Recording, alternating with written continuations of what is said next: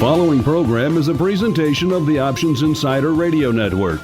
For more programs, visit www.theoptionsinsider.com or search for Options Insider Radio in iTunes.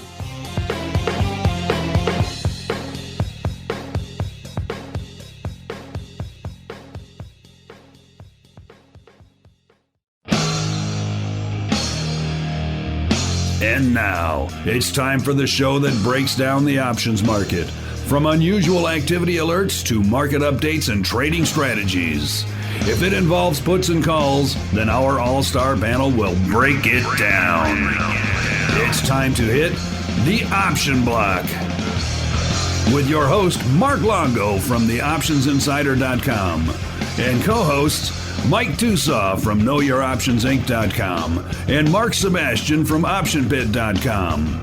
The Option Block is brought to you by Options Express. Don't spend time worrying about your broker. At Options Express, security, stability, and account protection are the most important responsibilities to our customers.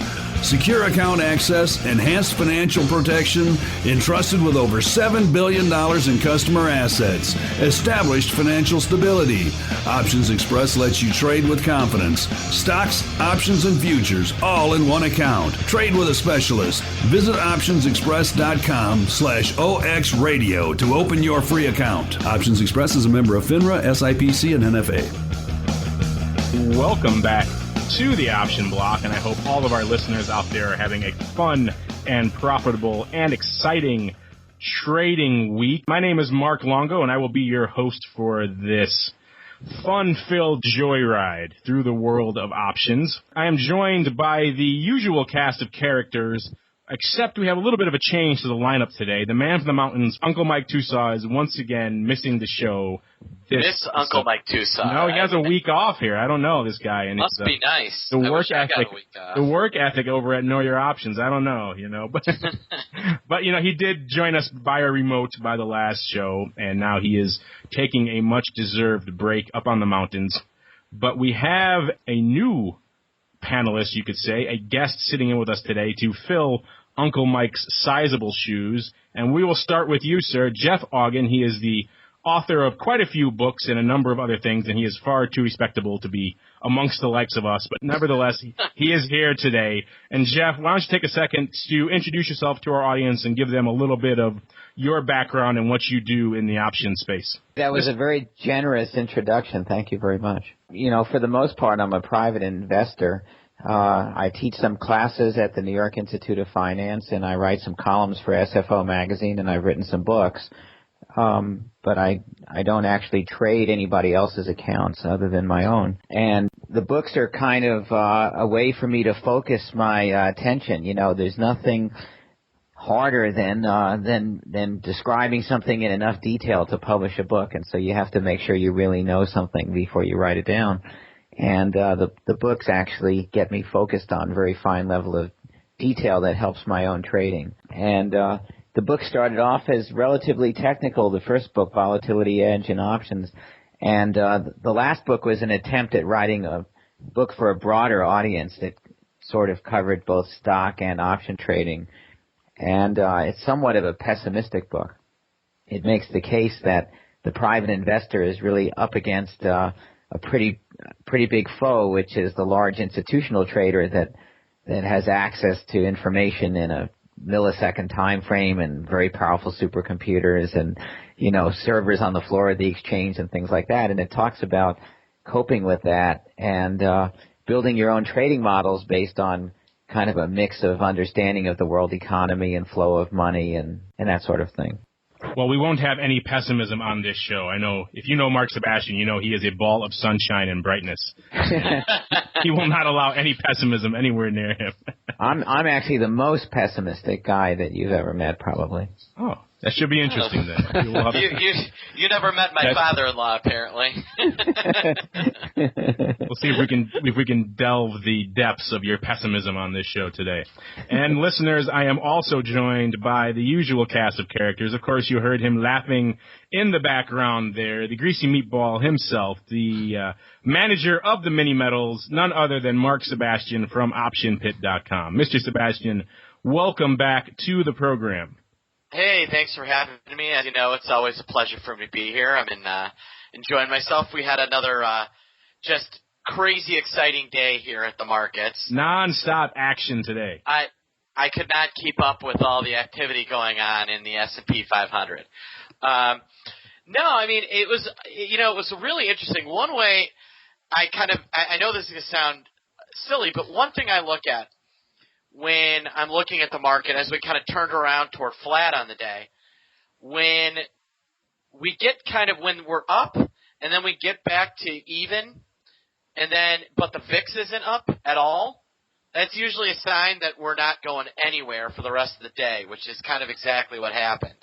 So one of the things that I was kind of watching was that, and at no point in time did we ever see the VIX, the VXX, the SPX, you name it, try and break out. So what are you going to do? At least I had my Whammo products to keep me entertained. You always have to have the Slinky at hand at all times. Yeah, exactly. I had my Whammo product. And last but certainly not least, we are joined once again in the Options Express chair by none other than Mr. John Griegas himself. Mr. Griegas, welcome back to the program. Good to be back. It's been a couple episodes I've missed here. You got to tell my boss to stop scheduling meetings at 3 o'clock after the close, but it's good to be back. Yeah, I mean, to say with Mark, it's just been a slow week. It's good for me to get caught up, but it's not good for volume numbers at Options Express. Not sure what I see on the horizon either to get this thing moving. I don't think we're going to have another hurricane or Middle East problem here for the next couple of weeks, but or tsunami. Or tsunami, or a nuclear meltdown, or you know what? I think would get the option markets moving if Schwab stepped up to the plate and bumped up its offer for Options Express. Oh, there you go. There we go. A nice 25 bid or so should really get the blood flowing. Yeah, I would like that too. Say, we were wrong the first time. We're gonna go against our own bid, and we're going to bump it up to 25. Options Express stock, I guess, since it's now linked to Schwab, has done pretty well though after the announcement. I mean, it's up, 6%. I still think that that somebody's going to want to step in, or that lawsuit or something. So maybe nobody's stepping in. Right now you're trading at what? Is it $1 premium to the offer price? It's like $17.75 or so is the offer, is it not? $17.91, I think it was, and we're trading like right around $18.75, I think. Yeah, right now, almost $1 north of that. Yeah. So. Yeah, but I think we're kind of linked to Schwab now. You know what I mean? If they're going up, we're moving up too. So. Oh, well, there we go then. Putting a nice $1 premium in Mr. Griegas' pockets. Must be how you can afford all of these nice trips to Tony Naples. Yeah, I need that margin release so I can trade futures and continue to short this market. I'm back to that too. Oh God, here we go. We will get into that, sir, and more in the trading block. The trading block.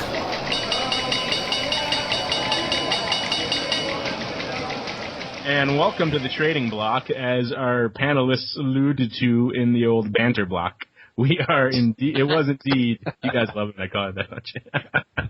But it was indeed an exciting day on the street today. Rapture just locked to the screens. If Uncle Mike was here today, I think he would have taken many bathroom breaks during the day. That's how he would have termed it, I think, today for his day. He would have gone through like 9 tins of dip. Yeah. Painting a lovely picture of him while he's gone, chewing tobacco, running to the bathroom every 5 minutes. Lovely picture of the man. Yeah. But yeah, S&P closed up nearly 3 points. The Dow closed up about 33. The NASDAQ closed up about 8.5. And the good old VIX cash down 0.35. And I spent a good part of my afternoon today trying to explain to a reporter why the VIX cash is a completely meaningless number. And I'm not sure how much penetration I ended up getting at the end of the day. People just want to write that story, VIX cash are up 40%, and that's all they care about. And the nuances of the number itself or any context are relatively meaningless. So I hope Uncle Mike had a decent day because one of his big holdings, First Solar, was down quite a bit today, down about 3% on the day. I'm sure if I know Uncle Mike that he is collared off in that name probably, so he's probably not too worried.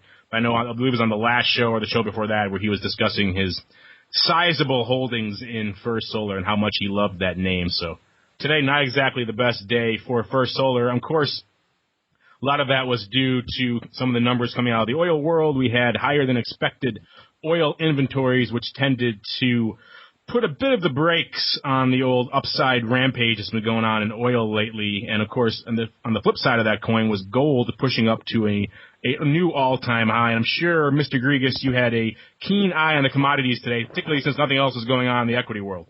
Yeah, that and silver, too. That's silver up 45 cents. It used to be in silver where you had a move of 20 or 30 cents was huge. And, the average range on this contract now is somewhere like around 85 cents or something. It's ridiculous. I thought people were piling in at the highs over the last 2 months, and they've, just riding the trend higher. They've done great. Silver, gold, oil, just commodities in general. People seem to be, I wouldn't say moving out of equities, but they're definitely piling into commodities, whether it be energies, metals, or even some of the grain futures. It seemed like I think it must have been just a month or two ago where Mr. Tucson and I were debating the relative merits of shorting the 26 and 28 strikes in SLV, and him going on about how crazy it was at those levels. And here we are, 13 handles almost higher in the space of just a few months. This thing is just off to the races. It is amazing.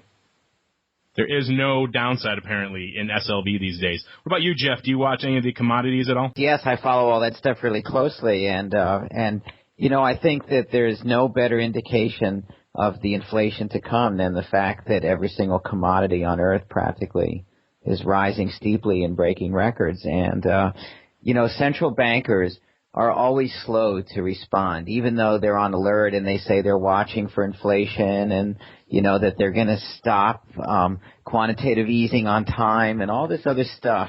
The reality is central bankers are notoriously slow at responding to inflation, even when they say that they're watching inflation.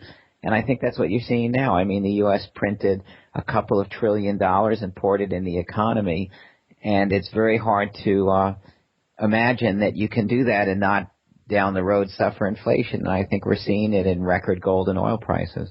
Yeah, if you're a metals trader these days, these things know nothing but up.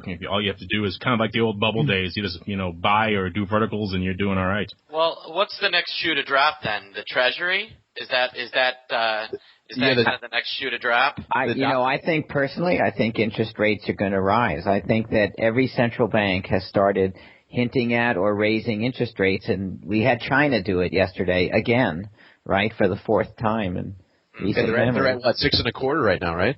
They're at 6.3. That's right. Yeah. This is going to be kind of off subject there, but what did you guys think of and I know politics is never a good thing, but just from a budget cutting standpoint, did you have any chance to look at Paul Ryan's proposal yesterday? I did not.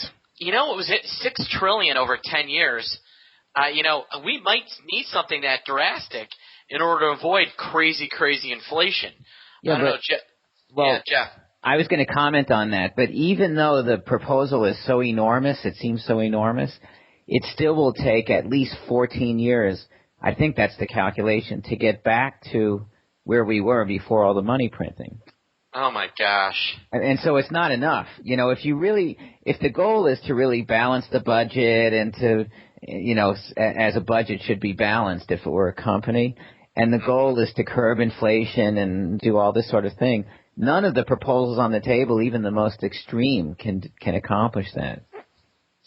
So you don't think – so how much do you think Paul Ryan would have to propose to cut over the next 10 years? It's like $13 trillion is the amount that you'd have to cut. To get us – right now I think when do we actually balance the budget? We get to actually paying off debt in, 2030 or something like that? No, it's never balanced. Those numbers aren't true. I mean, it's balanced if you do government financial accounting. It's not balanced though. Right? I mean, because first we borrowed this huge amount of money when the economy was booming. And then there's the interest on the huge amount of money. Now there's the interest on the interest. Then we printed $1.5 trillion and sold that, and we bought some of our own debt. And so we're in the fourth, there's interest on the interest on the interest now. So the most you could ever hope to do, I think, no matter how much you envision cutting, the most you could ever hope to do is get back to where you're just paying an extraordinary amount of interest on on the base amount. I don't think there's any plan that anybody envisions that actually pays down the debt to where we have a surplus. Wait, so if I keep taking out new credit cards to pay my debt, right, that's not going to work out in the long run for me? Well, it won't work out for you. It's been working out for the U.S. government, though. Yeah, and the Chinese government, as long as they don't. Well, I think some higher interest rates. Well, I'm kind of negative on that because I think being on either side of that is bad. It's like the trade imbalance. It's not good to have a huge trade deficit, but it's also not good to be on the surplus side of the huge trade deficit. And I the think US Japan felt that in the 90s, right? When kind of that was part of what kind of pushed Japan into that into their 25-year deflationary, nothing going on type of economy they've been having for the last 25 years, right? Right. I think that's exactly right. I think that it's scary to me. I know that China is now the second largest economy, but setting that aside, let's just make believe Japan is still the second largest economy. It's scary to me that the U.S. and Japan, the first and second largest economy in the world, are both in severe trouble, and they have a debt level. The U.S. debt level is extraordinary, but the Japanese debt level is more than GDP. So when you take those two together, the two largest economies are swimming in debt, which is kind of a shocking. Jeff, you are certainly delivering on your promise of pessimism for the show. So and then I guess the final comment I'll make. Sunshine, lollipops, and I apologize. I told you I'm pessimistic. But the third point that I'll make on that is that the second largest economy in the world now supposedly is China, but its currency doesn't trade. So we have this situation where the largest economy in the world is swimming in debt. Most of that debt it owes to the next largest economy in the world, whose currency doesn't trade on the open market, doesn't freely trade. So it seems to me we have these unbelievable distortions in the world financial markets that nobody really understands, and there's no history to use to measure them. I mean, I don't know how serious it is or isn't. Maybe it's I think, can we send this back to the days of bartering when three axe handles bought you one cow? Is that what we need to do? Well, that's what the gold, I'm pretty bullish on gold, but I'm not like a gold bug where I keep saying gold should be $20,000 an ounce. But that's what the gold bugs think. Scary. Remember? No? Am I the only one that gets that? Okay. I love Richard Scarry back in the day. That's a very simple economy. So there's no way to return to anything that simple. So the genie is out of the bottle. But I think that the days of just wildly printing money, and then layered on top of all of this is the fact that India and China are dramatically expanding their use of fuel, of oil. Mm-hmm. And we're using 1,000 barrels a second of oil, and there's no more oil. The largest oil field ever discovered in the world was discovered in 1959. So it's not like we're finding great new oil fields. And so we're running out of oil at the same time that we're printing all this money and creating inflation and demand for the oil that we're running out of. And, I just think it's a very financially dangerous time. Well, Jeff, but Obama said he's going to fix that with cutting our oil dependency. So that's all taken care of. I'm not sure what you're worried about on that front. I know. I feel like you do. It's all taken care of.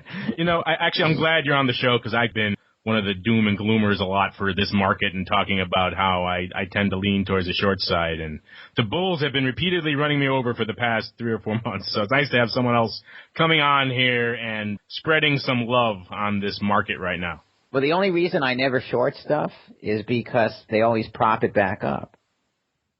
Who's they, though? Well, we don't know. I mean, the point is right now there's this... Tinfoil hat time. I like it. No. I talk to people who believe that there's a group out there that will prop up futures, like the Fed. Well, the one thing is clear that there's a tremendous amount of free money now available under QE1, QE2, right? There's a tremendous amount of free money available to large investment banks that want to borrow it, and if they want to, they can certainly pour it into the stock market. So it's clear to me that every dip in the market has been met with a ferocious, rally. So I think that somehow when the free money goes away, when the low interest rate loans vanish, that might change. So I'm kind of guessing that the market will continue to rally or rise at least as fast as it has been until at least the end of QE2, and then we'll see what happens. I don't know. It could continue again, but for now, betting on a drawdown is a dangerous thing. As Mr. Grigas can attest over and over again. How many times have you shorted this one now? I shorted almost every day. I mean, I took like a 2-week break during the tsunami Chinese, and that was like the only time it went down. I did it again today. You're my contrarian indicator, sir. I sell it, I put a stop in, I come back, stopped out. It's just at least I'm using stops. That's the only thing I can. I did miss you on the show a few weeks ago, though, John, when we were talking about that explosion to the upside in Tesla. I was like, where's my other Tesla put seller here? We could discuss the good old days of riding downside in Tesla before it was trading in the high 20s where it is now, and there's $70 price targets and all that craziness. But, this has been a fun trading block, and I think we could all probably go on for a while spreading good pessimism around the markets. But we have to roll on into the odd block. The Odd Block.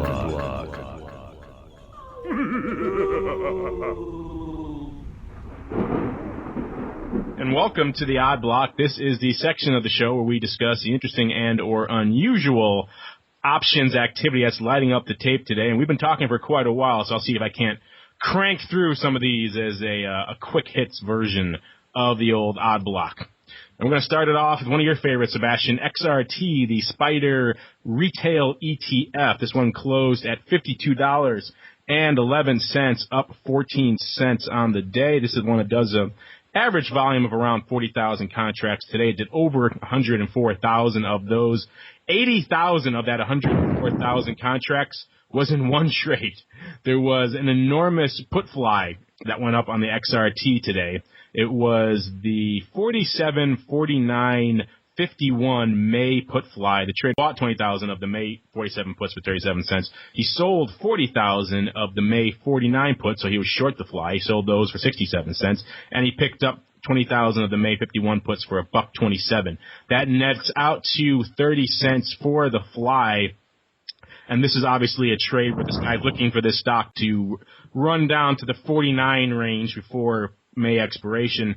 And it is an interesting way to put on a size near-term bearish position without just going out and naked buying the puts. We always like to discuss interesting ways to construct these things, and this fly does give him a lot of near-term downside and also has a component to protect him against it really explodes to the downside, and yet it still works out where he can collect some nice premium if this fly settles around the 49 level, which is about 5.5% down from where it is right now. Yeah, I like this. I mean, he doesn't even really need this thing to make it to 51 to make money off this thing. What he's probably planning is some time passing, rot in the 47s and the 49s, this thing kind of creeping down. This thing creeps down to $51. He's going to be profitable on that trade already.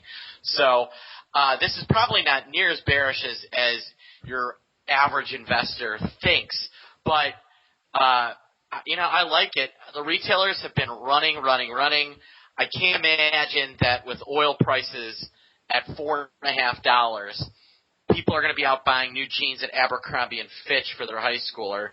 Sorry, high schoolers, you may have to deal with the another year of skinny jeans instead of your flare jeans this year. Sorry. I don't know if Retail you know this, Sebastian strikes again. Flare jeans. Hey, you know what? My wife worked in the at the Merchandise Mart in the Apparel Center for 4 or 5 years and was just at Style Max, so I know all the latest trends. You can read her blog, bigblondehair.com. I forgot about that one. And she did men's fashion today, so I would strongly suggest taking a view if you're interested in what the popular looks are going to be for men. No, I mean, with gas at $4.50 come this fall, who's going to be out there buying a bunch of stuff for their kids leading into back to school and leading into Christmas? I just don't see it. So I think it's a great play. It is a little bit of a superior play to just getting those puts outright because, like you said, once it starts heading down south a little bit, this thing starts to pay off much faster than just going off and loading up on a bunch of downside puts on like the 51 strike or something like that. So it is a much more nuanced bearish play that we like to discuss. And it's also about 80% of the volume today on XRT, so interesting. And then moving on to another one we talked about quite a bit on the show in the past, good old Tyson Foods, ticker symbol TSN. They closed at $19.30, up about 40 cents. This is the name that does about 4,700 contracts a day. They did 14,000 today. And we saw the bulls swarming into Tyson Foods after hog producer Smithfield Foods got halted because they're acquiring half of the largest European meat company, Campofrio Food. That in and of itself sent the bulls off to the races in Tyson. They picked up 2,300 of the April 20s for 16 cents, another 1,200 of the April 21s for a dime, and rolling out to May, we saw about 2,100 of these May 21s going up for about nearly 30 cents, about 28 cents on these for the bulk of them. As you might expect, the overall implied vol is gapped up about 5% today on Tyson after these bulls thinking that this acquisition is obviously bullish for Tyson as well. And then we'll just roll a few more others and we'll close out the old odd block. CVS, good old CVS. Ticker symbol is a hard one, CVS. They closed at $35.76, up 76 cents. They do about 19,000 contracts a day lately, which is pretty high for CVS. And then today they did over 56,000. And a lot of short-term bulls piling into CVS today, looking for a bunch of bulls, starting off on the April 36 strike, where they picked up about 1,000 of those for 44 cents, and then 1,700 of the April 37s, so these are out of the money as well, for about 12 cents. And then into May, where some of the size players took positions, we saw the May 37s going up 13,300 times with previous open interest of just 4,500 contracts. A lot of opening paper out there. And it looks like about nearly 11,000 of those calls were picked up for about 62 cents. So a lot of upside bulls in near term in April and also in May. And now, is this still kind of swirling about whether they re-spin off Caremark, or does it have more to do with, who knows, actually the Medicare, if any type of Medicare reform, if that actually got any type of headwind, I think that's good for Caremark Corp, isn't it? As kind of a plan administrator, I think that might be something they'd be good with. But you got to think it has something to do with. There's been rumors of Caremark and CVS divorcing from their marriage for some time. That union never worked out so hot. So. It could have something to do with that as well. Yeah, when this activity hit the tape, I dug through some of the news to see what was driving this, and nothing in particular. So I would imagine it is some sort of M&A speculation that's going on here. And then, of course, closing it out with Axle, AXL. This is American Axle Manufacturing Holdings, ticker symbol AXL. They closed at $12.56, up 21 cents today. And this is the name that does about 2,800 contracts a day. They did nearly 12,000 today. And again, we're seeing the bulls coming into play in American Axle. We saw about 7,600 of the April 13s changing hands today early in the session on a previous open interest of just 2,500 contracts. Looks like the bulk of them were picked up for around a quarter to 26 cents a piece. Like I said, this is a good chunk of today's volume. Let's see what the closing, on the April 13s was actually about 8,300 total on the day today. So a substantial amount of opening paper coming in with some near-term upside picks in good old AXL. And like I said, this is another one where obviously people thinking that this is a name that supplies parts to GM, Ford, and others. And some analysts have been making some bullish comments about this name lately, particularly in light of what's been going on in Japan and how that's hurting some of the Japanese automakers. So obviously someone today, or a few sizable players, thinking that there's going to be some near-term bullish upside for American Axle and Manufacturing Holdings. Weren't they spun off from either GM or Ford originally in the first place? I know that they have a pretty tight relationship with one of those two, right? I know there's one company that I know you're thinking of that was like their core part supplier that they had to spin off when they went through all of the issues a couple of years ago. I'm not sure if this is it or not. Maybe Mr. Grigas would know more. He's quite the GM man. No, I don't have a clue. I think Sebastian's on to something. It does sound familiar that it was a spin-off, and I think it was General Motors, but I'm not decisive on that answer. Looking at the near-term, immediate news, there were some upgrades today, too, as well. This analyst, I mean, we know we love Jeff. You haven't heard any of the earlier shows, but we do take a dim view of analysts on this show. But the analysts seemed to like this one today. There were a few upgrades as well, so upgraded to B+ from B. So there you go. That's why you should buy 8,000 upside calls.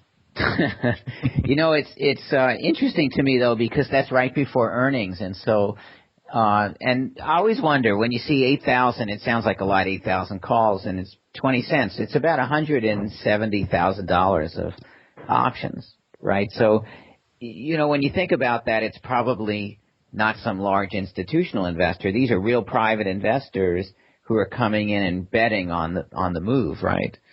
And but yet they're buying calls that expire before earnings. Exactly. That's what made it interesting, is that this is serious near term. It's not an earnings spec. This is someone who thinks in a couple of weeks some substantial upside is going to pick up this one. Talking 13 and a quarter, 75-cent rally in a few weeks. So we'll keep an eye on this one. Yeah, the market makers will be buying them back for a nickel by Friday.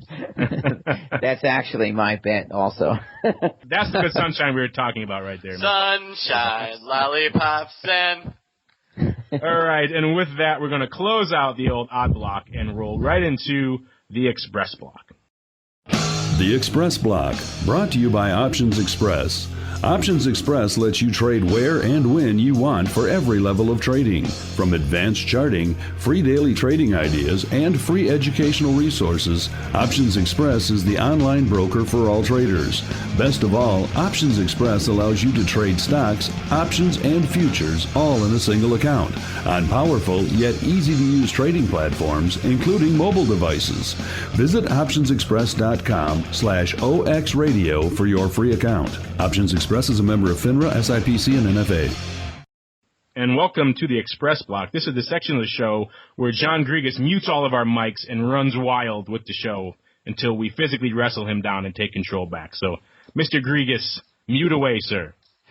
Well, maybe we'll do something different then, because the markets were pretty quiet this week today, and one of the things we were getting a few calls about, and I thought I'd put it out there for discussion, was two of the new products that are coming out this month. This week, the CBOE launched their credit default swaps for retail clients.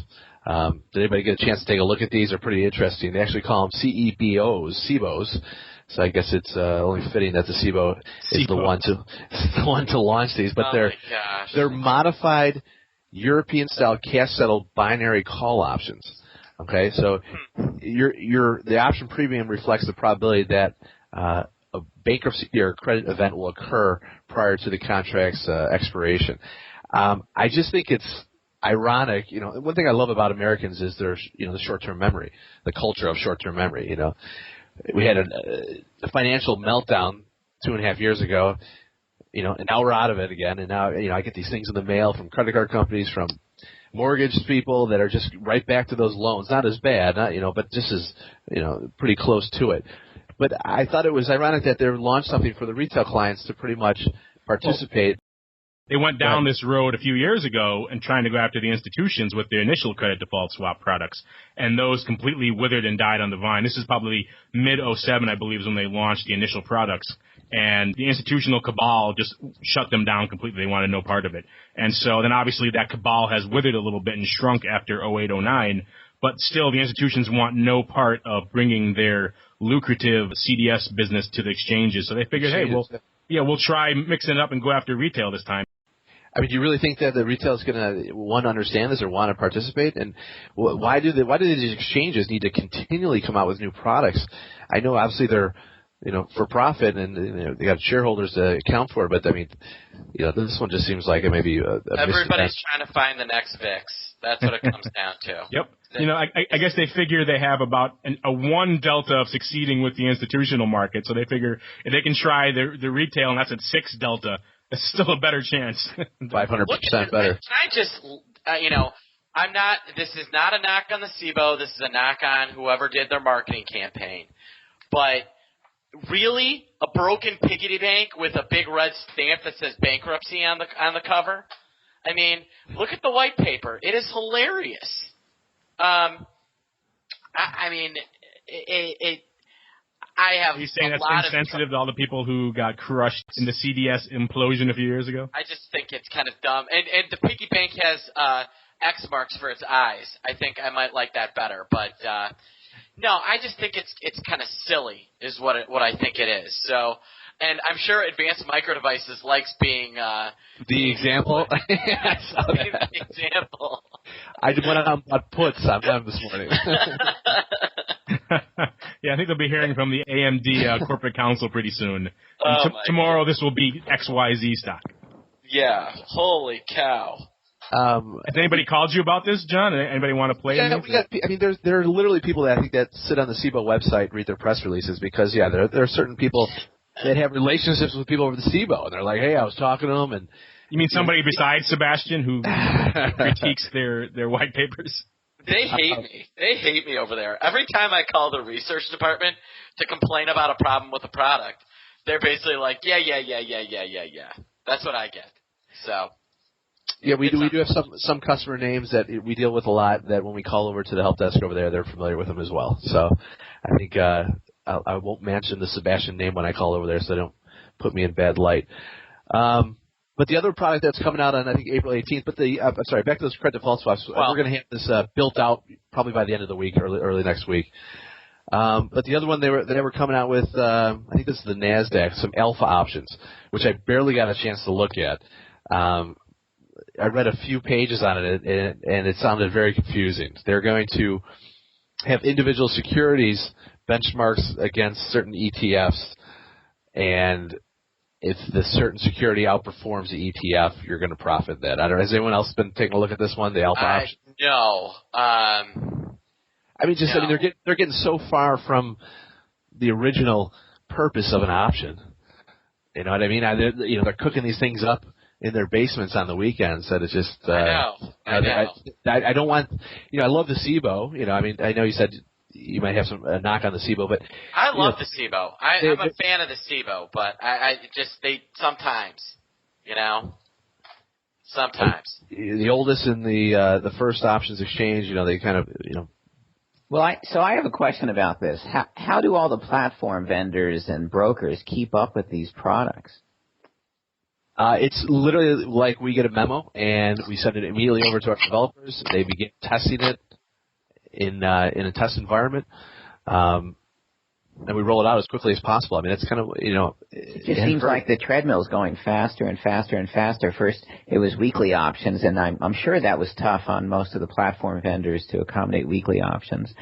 And then it was variance, and now swaps and binary options on credit default. I mean, these are complex products, and you have to create screens for them so you can price them and model them and stuff. It just seems like a very fast-moving treadmill for the platform vendors. It is, and if you watch the weeklies closely, you can see that they've slowed down considerably, but 3-4 months ago, they were taking some out a week. They put Baidu in and out about 4 times. Now it's up to 62 different securities that are weeklies, and it's probably only going to grow, but they were messing with those in and out on a weekly basis, and it was trying to play catch up with them, Well, and I guess now we're going to have VIX Apple, VIX IBM. We're going to have all those, and so pretty soon, my bet is in 5 years that we're going to have puts, calls, and volatility options on every single stock, and probably weeklies ultimately on every single stock. It's a lot of data to move around. Data vending, that's a good business to be in these days, let me just say that. Pushing messaging around and handling the pipes and selling the pipes you're not going to be hurting if you're in the options market selling data and data solutions these days. Yeah, I guess it's going to explode. I think it's going to explode much faster than it even has to this point. Those three new products, because like Jeff said, we're going to have vols on individual securities coming out. And then, I know the SIBO was working on daily expirations as well. I think they should have every hour. I think they should have an option that expires every 60 minutes. You do? Yeah, they should just keep going. And then you could trade just every minute, every hour would be expiration, or every day. I don't know. He's being insincere here, guys. Okay, because you know better than I do, and I was going to say, it's hard enough with the Friday, every Friday being an expiration now. I'll bet if you suggested every day, they would do it. Somebody would do it. I think that's why they're first to get on the daily ones, because they want to, be the first exchange to do it. There's overseas binary exchanges that let you trade 5-minute options if you really want them. And I think the listed exchanges like Cboe will probably draw the line at daily. They don't like that perception of gambling. And once you start getting beyond daily, it starts to lose the hedging argument. It starts to be pure spec at that point. Well, I think even there's a new problem, which is all of the option pricing models from Black-Scholes on sort of break down in the final few days. And so having weekly options means that you're trading something for which there's no model to accurately price them. Well, at least not on any of the kind of option platforms. Jeff, one of the vendors, Options Express, is hands down the best at keeping up with what's going on, mostly because they hire guys like John Griegas. But if I go to a bunch of like the top competitors, you'll find that even with VIX options, they're pricing the volatility off of the cash. That's how far behind some of these vendors are. I mean, it's insane. So to think that now some of the big houses are probably doing models where they can get the option prices somewhat accurate within, the final day or two of expiration. But to look at, and this is kind of one of your major points in your book, which we're going to get to, is that, talk to me a little bit about what we've talked about in the past is they're just so far behind, right? Well, and I think it's getting worse. I think it's getting worse and worse because the ones that are behind get further behind every time a new round of products comes out. Yeah, it's terrible. The only way to not get further behind is to be caught up. So if you're behind it, some of the brokers are just now getting to the point where they can accommodate weekly options. Ugh. Yeah, we've had them out there since July or June of last year. Yeah. So. Yeah, I like that. OX definitely. People, you can, no platform is perfect, and in fact, I'm sure John will attest to this. John, when did you get off the floor? 2003. OX now is probably advanced as some of the stuff we were using in 03, 04, although some of the stuff has gotten better. But some of these platforms are like from 1985 still. They're hilarious. So, the best you can do is to kind of make, you have to, this is why I make sure people understand that you can't just rely on a broker. You have to understand how options work. And I think that's kind of one of the things that's going to be abundantly clear when we do the interview block here in a second. So. I was going to say, and with that, I think we could close out the old Express block and roll right into the interview block. The interview block.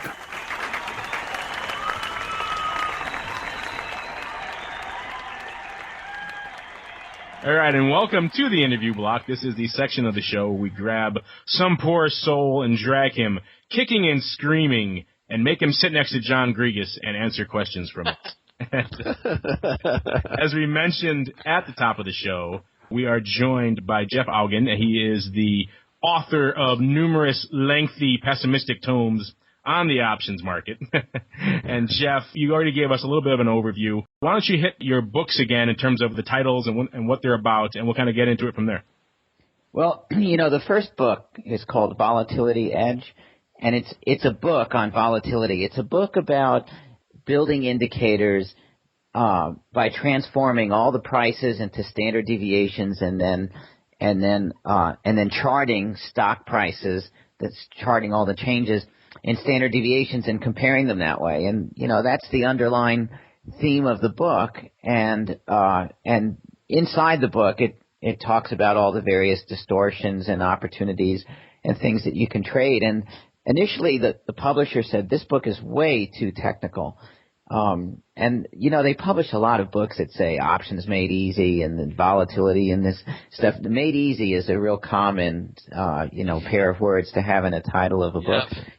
It's Too many options book, not enough women. That's what I always say, John. Yeah, right, exactly. But so I convinced the publisher there was a real market for a more technical book that necessarily wasn't so easy, that would take time to work through and read and understand, but really would have some content, not just tell you buy out of the money puts if you think the market's going to crash and you'll make money, and then show you an optimized example where you make a fortune.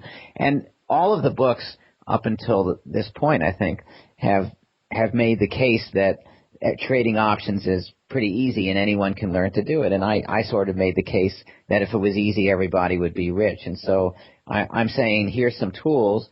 You'll have to work pretty hard, but there are some real big rewards at the end of the tunnel if you do that. That was the first book, and then I wrote some special books. So there's a workbook of math problems for option traders. There's a book on trading options at expiration. There's a book on day trading options. And then there's the more recent book, which is called Trading Realities. And that book was meant to appeal to a broad audience, and it's less technical. And that book was written because of one single conversation that I had at the gym with a friend who said, I'm going to buy 1,000 shares of Apple stock. And I said, well, what do you know about Apple? And he told me about, iPad and iPhone and all this stuff. I said, yeah, but what do you know about Apple that the rest of the market doesn't know? And he said, well, what are you talking about? And I said, well, do you know anything about their product roadmap and their technology roadmap and their product segmentation and their distribution models and how they pay taxes and repatriate money and, all this sort of thing? And I asked him 15 questions that he couldn't possibly answer, and he looked at me like I had two heads. And so I said, well, basically you clicked your mouse and spent $300,000 in a minute knowing nothing about the company, and you probably spent 6 weeks picking a car comparing the prices, right? And it occurred to me that investors do that all the time. They tend to think they know more than they do about a company, and they place bets based on analyst reports, which is the most dangerous thing you could possibly do. Yes, analysts. Join the charge against analysts. Ooh, analysts. Well, it's very difficult, and this book talks about that. So, for instance, I had a friend who actually is a, Wall Street insider and knows what he's doing and has analysts working for him and follows Google closely. And he one time made a pretty big bet. I think it was 10 or 15,000 shares of Google. And he said, I've done all my homework. I've got this down. I know everything there is to know about this. This stock is poised for, to go up. And it fell like $25 right after he did it. And then he got wiped out and closed the position, took the big loss. The next day, Goldman Sachs issued a big upgrade on Google, and the stock went up $40 over the next 2 weeks. And the upgrade was issued based on all of the things that he told me. Exactly everything he said was what was in their report. And it was just timing. And I said, you know what? I'm going to put this in a book. I'm going to write about this, because not only was he right, and not only did he buy the stock for the right reasons, but he lost a fortune and got out of the trade.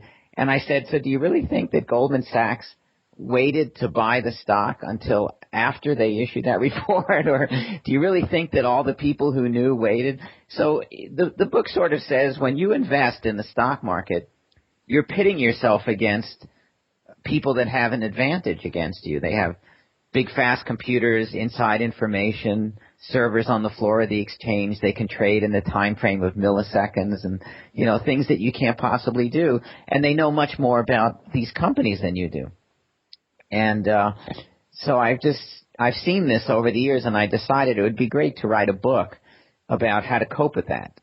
And a lot of people, when they make an investment and they make money, they think they did the right thing, and when they lose money, they blame the market. They say, it's because of a tsunami or something, right? But they never take the opposite view. They never say, I made money because I was lucky. I didn't really know what I was doing. And when they lose money, they don't say, well, that's what I deserve to do because I didn't really know what I was doing. And so this book takes the opposite view. It says, maybe when you made money, you were just lucky, and the flow of money in the U.S. economy happened to favor your investment. And when you lose money, it's because that was really what should have happened, because you made a bad choice. So it's an investment book for the pessimists. Wow. That's why it's called Trading Realities. Yeah. But really, it's true. It's true that I agree with you. I agree with you 100%.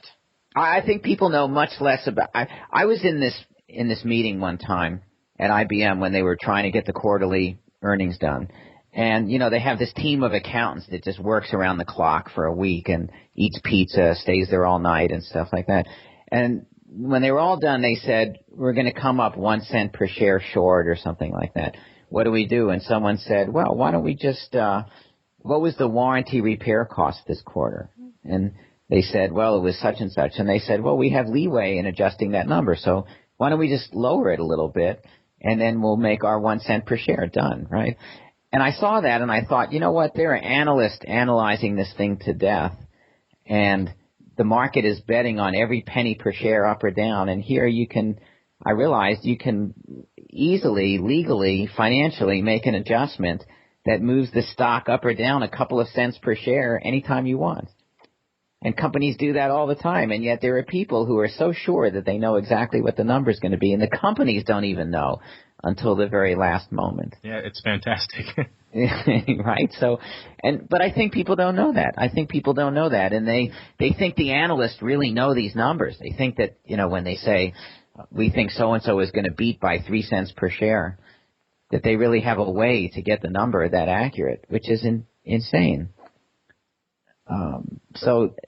But the book talks about how most of the investments you make are moved along by the flow of money in the economy, and that there are big global economic forces that really affect the performance of your individual investments much more than the individual stocks themselves, the performance of those companies.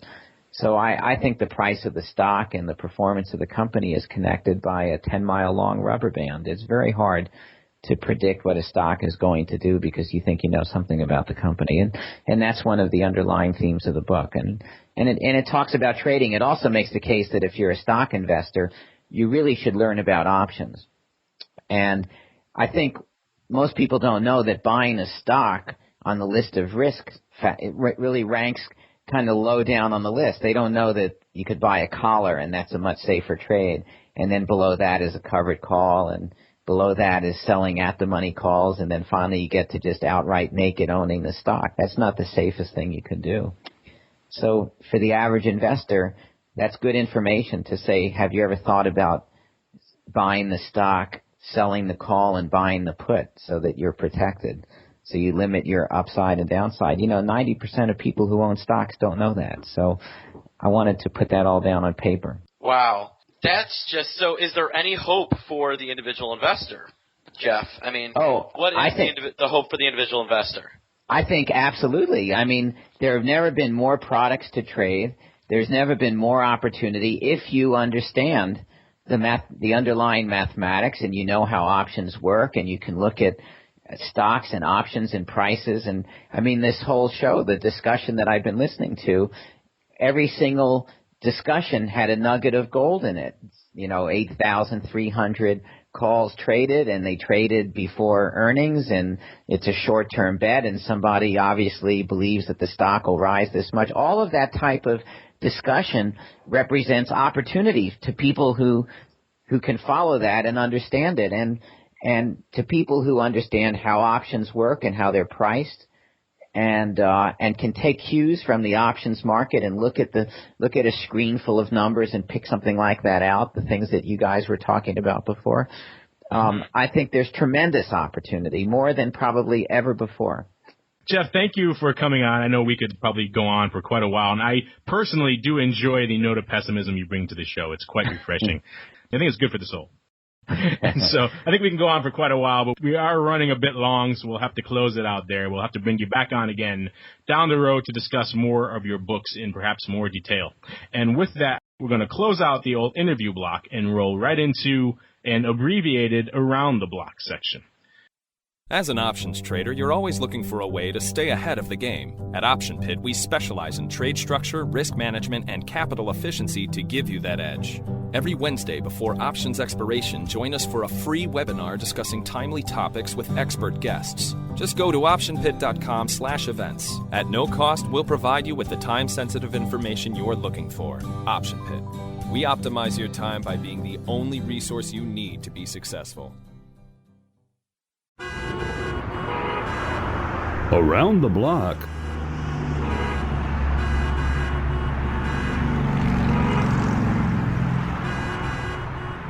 And welcome to Around the Block. This is the section of the show where we discuss what's on our horizon for the next few sessions. And we are recording this a little bit earlier in the week, so our horizon will be a little bit different.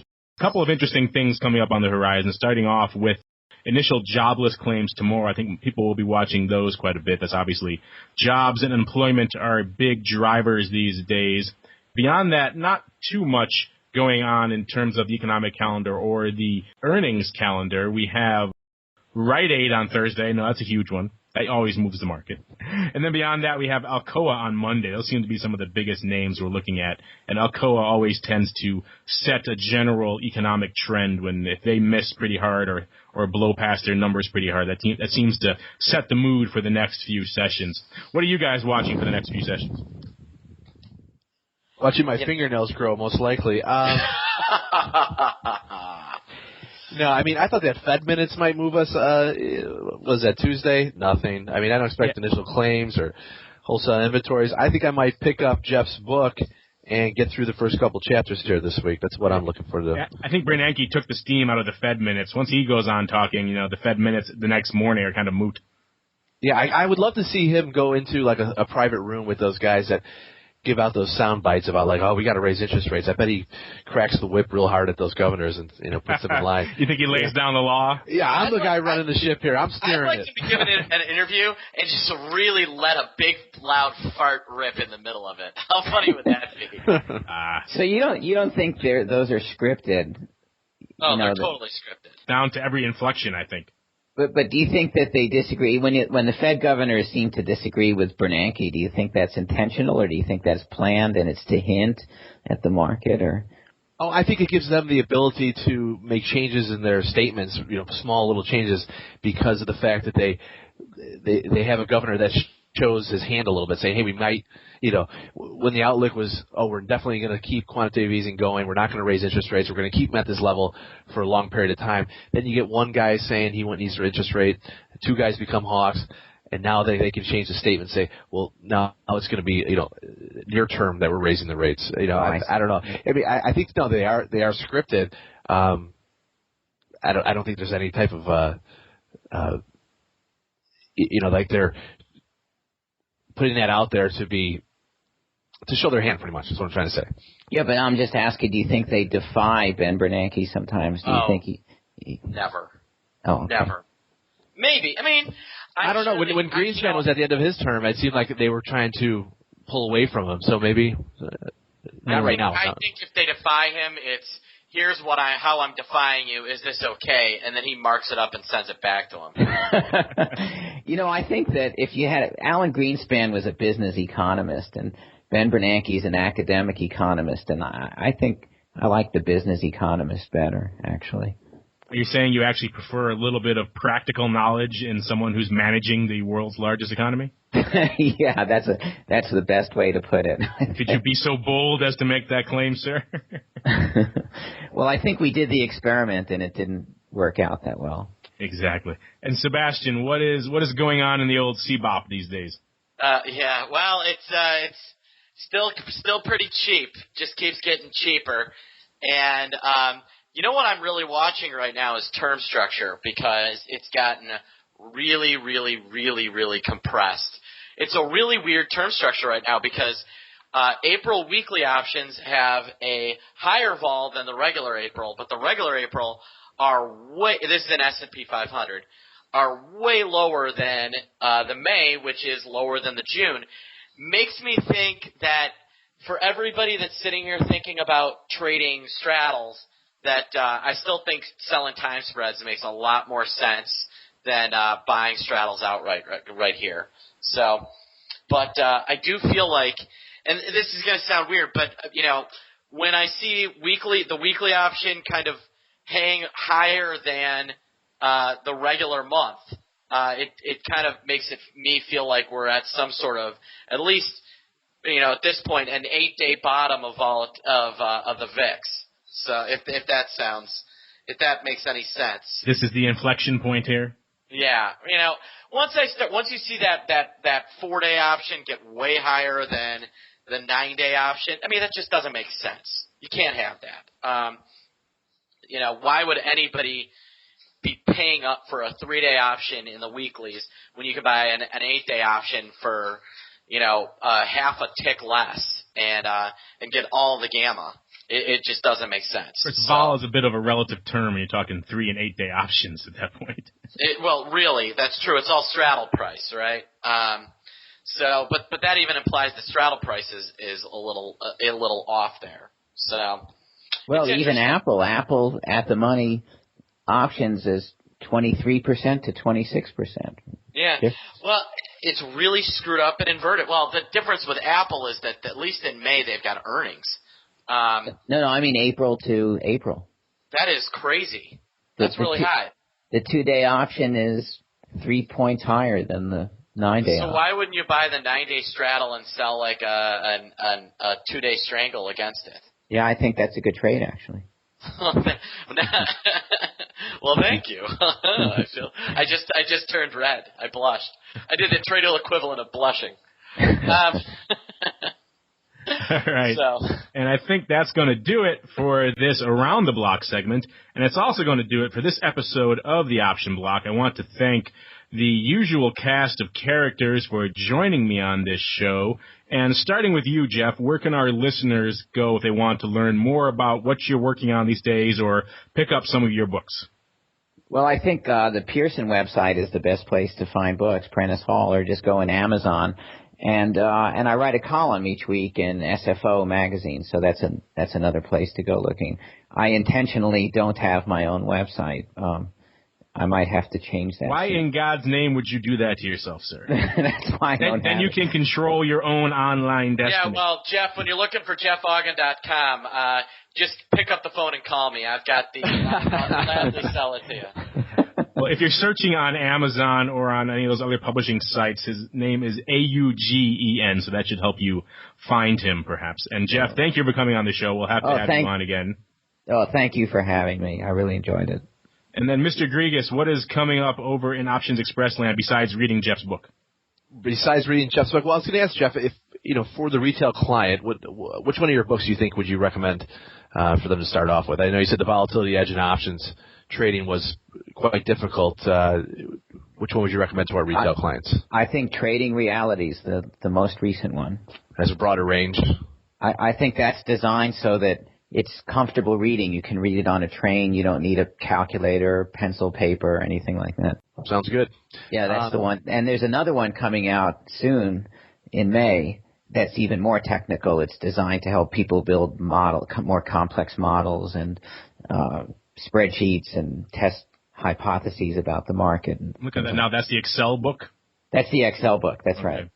Yeah, which I have to say, it does not. It has a ton of examples, ton of Excel, but if you're sitting there thinking this is an Excel book, I'm afraid of it. Don't be. It's written. It's crafted well. Let's just put it that way. Oh, well, thank you very much. But yeah, other than the Options Express website, we have a lot of free webinars out there. We have for the futures traders. I know we do brush on commodities here every so often. We have Jim Wyckoff webinar coming up. We had the David Hightower one today that a lot of people were interested in. But yeah, other than that, we got the positions page rolling out end of next month, and OX Social and the all-in-one ticket are now out. Not out to international clients yet, but are out to domestic clients. That's about it for me. But I just want to mention David Hightower was hands down my favorite character in Police Academy. And then, Mr. Sebastian, what is going on in OptionPit.com land? Well, as you know, we had our 1-year anniversary last week. Go to our website, OptionPit.com/events. Our next free webinar is a week from Wednesday. It's skew and directional trading. Should be a real interesting, fun one. All right. Well, that is going to do it for this episode of the Option Block. I want to thank all of our listeners out there for downloading and streaming and subscribing to this show. And we will see you next time right here on the Option Block. Become a part of the Option Block. Just visit www.theoptionsinsider.com/forum to post a question for the hosts. You can also submit questions to twitter.com/optionblock or leave a voicemail at 312-544-9356. Make it interesting and your question just might make it on the air. The Options Block is property of the Options Insider Incorporated. All rights reserved.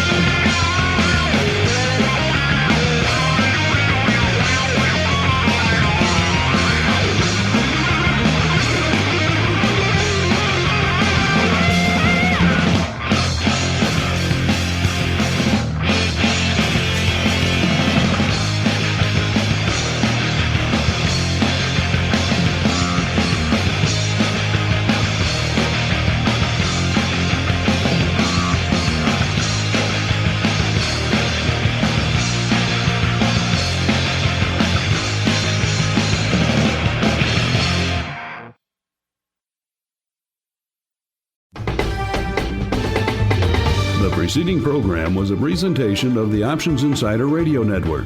For more programs, visit www.theoptionsinsider.com/radio or search for Options Insider Radio in iTunes.